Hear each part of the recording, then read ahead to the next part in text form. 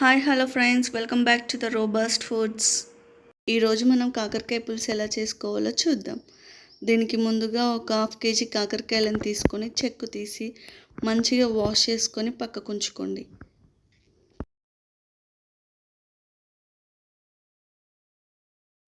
ఇప్పుడు ఈ కాకరకాయల్లో ఒక పిరికెడు కల్లుప్పు వేసి ఒక 5 నిమిషాలు పక్కన ఉంచుకోండి. 5 నిమిషాల తర్వాత దీన్ని గట్టిగా స్క్వీజ్ చేసినప్పుడు దీంట్లో ఉన్నటువంటి చేదంతా వాటర్ లాగా బయటికి వస్తుంది. ఈ వాటర్ని మనం డ్రైన్ చేసుకుందాం. దీంట్లో ఇప్పుడు ఇంకో కొన్ని వాటర్ వేసుకొని మంచిగా వాష్ చేసుకొని పక్కకు ఉంచండి.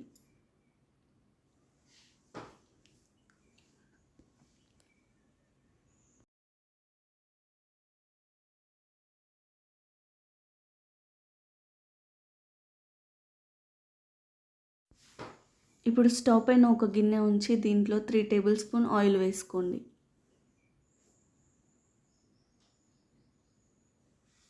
ఆయిల్ కొంచెం హీట్ అయిన తర్వాత 1 స్పూన్ జీలకర్ర, 1 స్పూన్ ఆవాలు వేయండి.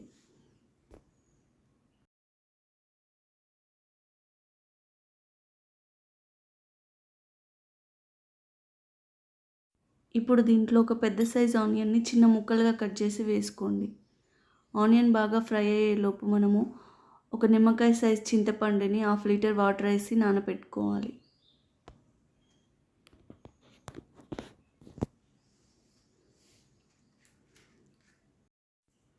ఆనియన్స్ బాగా ఫ్రై అయిన తర్వాత కొంచెం కరివేపాకు, 1 స్పూన్ పసుపు, అల్లం వెల్లుల్లి పేస్ట్ 1 టేబుల్ స్పూన్ వేసి కలపండి.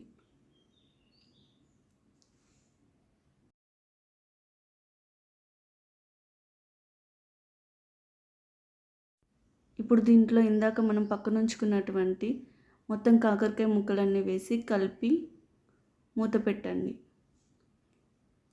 కాకరకాయలు బాగా ఫ్రై అయ్యే వరకు మగ్గించుకోవాలి.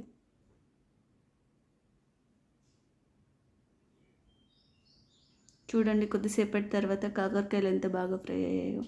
దీంట్లో ఇప్పుడు మనము 2 స్పూన్లు కారము, 2.5 స్పూన్లు ఉప్పు వేసి ఇంకొక 5 నిమిషాలు మగ్గించుకోవాలి.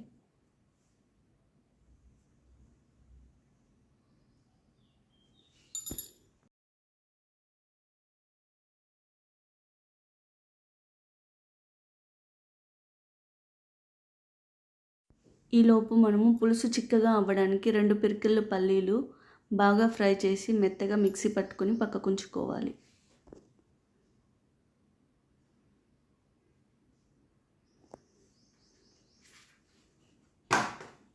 చూడండి, కాకరకాయ ఎంత బాగా ఫ్రై అయ్యిందో. ఇప్పుడు దీంట్లో మనం ఇందాక తీసి పెట్టుకున్నటువంటి చింతపండు రసం మొత్తం వేసుకోవాలి. మూత పెట్టి మరిగేంత వరకు ఉంచండి. ఇలా బాగా మరుగుతున్నప్పుడు దీంట్లో 1 స్పూన్ జీలకర్ర మెంతుల పొడి, 2 స్పూన్లు ధనియాల పొడి వేసుకోవాలి. తర్వాత మనం ఇందాక మిక్సీ పట్టుకున్నటువంటి పల్లీల పొడి వేసి కలపండి.